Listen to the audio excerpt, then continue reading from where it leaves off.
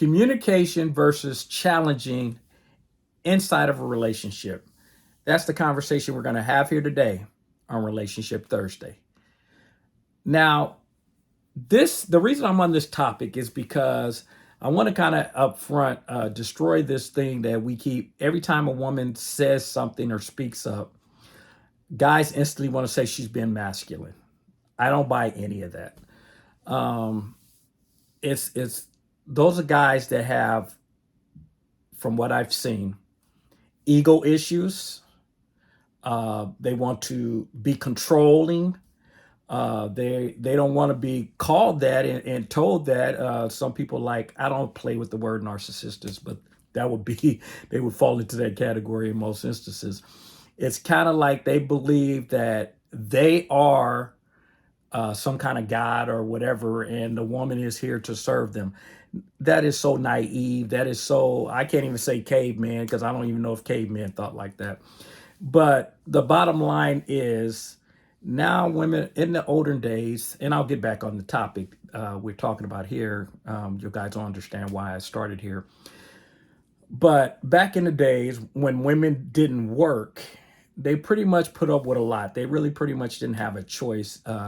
I saw a guy the other day, he wanted to bring in biblical because he wanted to justify polygamy.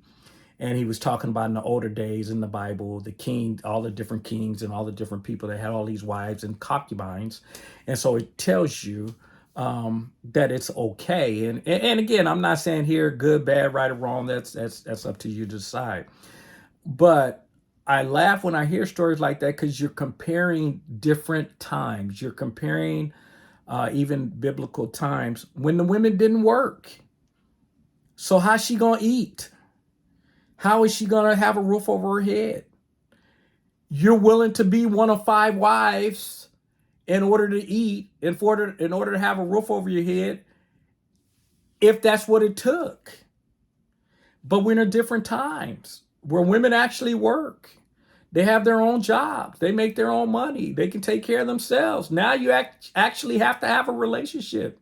You have to actually have people skills because she doesn't need you for the money like in the old days. Like even a lot of guys today, that's why you hear when people talk about high value guys, that they're really just pretty much just looking for eye candy, because they don't care about a woman's money because they got money. And whether people want to hear it or not, that is true in most instances.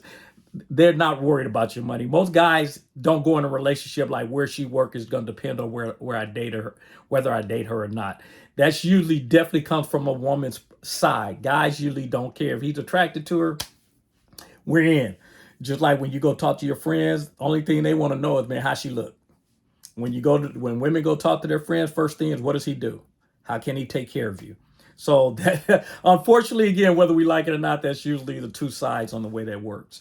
Now, but because women are in a position where they are able to take care, now that's kind of changed a little bit to where now women are also having that same attitude that I don't need you because I can take care of myself. Just like guys used to look at it because they had their money, they could take care of themselves, they could take care of her. So it's kind of like, you know what I mean? The attitude was there.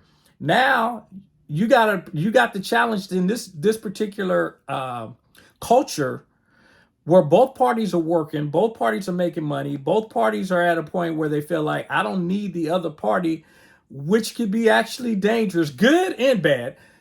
Dangerous from the perspective of people are not going into relationships to make relationships work anymore. And that's why you're seeing, I saw something they said that the numbers show if you take the baby boomers out of the marriage numbers, marriage is going to drop down to 15%. That's scary. Only 15% of the culture would be getting married. And what they're basically saying, and I heard someone use the term, which I've heard before, but she was talking about situationships, that's what's going on. Haven't people figured out that doesn't work? That's what people have been doing. Do you understand that if you get with a person for a situation, the moment that situation is resolved, now you got to look at that partner and all of a sudden you go, I don't even like you. I don't even want to be with you. The only reason I was with you is to get such and such resolved. So now everybody's going to start getting to relationships just for an ulterior motive. Whoa, that is the instant breakdown in relationships. That's why people that chase money for a relationship usually end up single and end up divorced later down the line because trust me, ladies, because a lot of ladies do this. If you're going in there just for your beauty and you're only there for the money, eventually, I mean, up front, he already knows that. But eventually, he'll look to replace you because he knows you ain't there for him anyway. And you're serving a purpose for him at the moment. And then all of a sudden, he gets the younger model. And then women are offended, like, I can't believe he went and got the younger model. Well, you was only with him for the money. He knew that. And so the moment you didn't serve his eye candy anymore, he went and far got some more candy, some newer, fresher candy. You can't get mad. You went in with the wrong motives. You got to exit out for the wrong motives. So the key is in relationships, as we know, come in with the right motives. Look for people for who they are. That's why you keep hearing me say over and over and over. Look at the person. Look at character. Look for integrity. We can get the material things, which is the money and all. We can do that together. We can acquire that. Folks, if you don't start putting that money on the back end, and I'm not saying you're going and finding somebody that's irresponsible and don't have no money. Why would anybody try to teach you that? It doesn't make any sense. You know the difference between responsible and irresponsible. But when you find someone who fits everything you're looking for, but may not be actually at the income level that the world is trying to program you to believe, like the six-figure income, but he fits everything else, or she fits everything else, and together you guys can acquire the material things that you want, folks, that's what it's about. You'll find out when it's all said and done. That's all it's about. So the reason, again, I wanted to go there is because before I went to the communication, which was the idea behind this, communication versus challenging, is what guys are calling masculinity. I just wanted to address that first. That I don't buy into because she can take care of herself, because she actually has a mind, she can think, all that. I don't call that masculine. A lot of guys want to do that because they believe, again, you should shut up, sit down, and let me call the shots. But my thing is, if you're not equipped to lead, then you shouldn't be leading. And there's certain areas in every relationship, no matter who you are, every area in a relationship is not your strength. A leader understands that and understands there are times that I need to follow and allow someone else to lead. I'm talking to you guys that sit there thinking that you need to be making all the decisions. There are places in your relationship, it is not your strength, it is your wife's strength. So sit down and let her lead. That's what leaders understand. And again, understand the more leadership that you're given, the more you're actually a servant, not the other way around. So for those of you who think you're being leaders by calling shots, don't understand leadership, because your job is to serve, not to be served. Okay, that's a whole different conversation. But anyway, back to the challenging.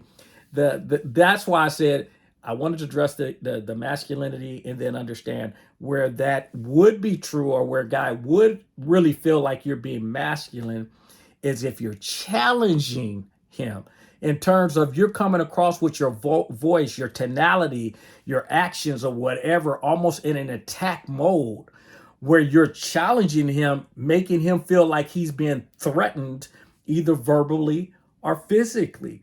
At that particular time, a guy will look at that as masculine characteristics or masculine action, because it's like you're attacking me. You're putting me on the defense to where I feel like I have to fight. And that's where the problem comes in. If you're in a relationship, and I had someone say this, that she's looking for a partner that will put her in check. And I said, first off, you ain't gonna let no man put you in check to begin with. And she laughed and said, that's true. And I said, but why should he have to begin with? This is not a put you in check. You're not a kid. You don't need a parent. And this is why I said the guys that want to call all the shots. Your wife is not a child. She is smart enough and intelligent enough to make decisions. We're a partnership. So the key is, in this particular case, what I was telling her, why would you challenge your man in a way that he feels threatened, that he needs to put you in check? Because that's why he's putting you in check, because you're challenging him. That to me is where this quote unquote masculine energy, as people want to call it. Again, I don't play those masculine, feminine energy conversations. But I do understand if a person is challenging you and you're feeling threatened, you have to protect yourself. And so, in a lot of instances, guys are usually the ones that are usually the aggressor, usually. And that's why that's considered masculine energy. You know, women fight women. So, is that two men fighting? I mean, that's why I said I don't get into all of that. But anyway, bottom line is, do not ever put your partner in a challenging position. That's a maturity conversation. Do not put your partner in that particular position that they feel like they have to fight physically or mentally in order to back you off of them. Does that make sense? So anyway, so that's the difference to me. Communication, as we know, is being able to hear another person out, which a lot of people don't understand what communication is. They think communication is getting a person to agree with me and follow the things that I teach them. Again, is what we're talking about when some guys believe that. They believe that's communication if she listens to what I say. That's not communication. Communication is being able to step in other people's shoes, seeing where they're coming from and understand them. Again, I always tell you guys, I didn't say communication means agree. It's accept people as they are and then come to an understanding on why they think the way they think. That's communication. We ain't got to agree, but now I understand where you're coming from. See, that's communication. We may not even hang out after we get an understanding, but the key is, but I understand you. You guys follow me? There's the difference. And so that's again why I talk about the two major keys. One is love, which to me is accepting a person, place, or thing just the way it is. I said accept, I didn't say agree. And then the second one, of course, is communication. And that is where the breakdown will come in, where, quote unquote, to me, where this masculine, where people want to call it that, that's masculine energy would occur, is in that communication stage. When you come in at him very, very strongly, and he feels like, woo, she's coming at me the way a guy would come at me. That is the problem. That's something you have to address. And we are in a culture, unfortunately, that a lot of women know they can do that. And if it did escalate to something else, he's going to pay the price. I know I've had friends and family who have told me that they called the police, the guys, to get the woman away from them so they wouldn't end up in a physical battle with her or fight or something because she was pushing it to those levels. And the police show up and the first thing they do is throw the guys in handcuffs. And the guy is the one that called the police. That's the culture in which we live. But back to what we were talking about earlier. Ladies, quit putting guys in those particular situations. That to me is the challenge when you do that. And that is, if you're going to talk about a masculine energy, that would be a masculine energy. And as you guys know, it ain't right. It ain't wrong. It is my opinion. Now, if you don't have my app, run on over to Simplified You, and you can get to that through Google Play or the Apple Store. Simplified You is a free download app. That's where I plug everything in. And the main reason I do that is I don't want any social media having control over my brand. And that's why you guys will see me always pushing you to my app, because I don't want anybody else having that kind of power that they decide they don't like something you said or something you do, and they shut your business down instantly because they put you in jail in their platform, and that's where all your business is tied up. All right?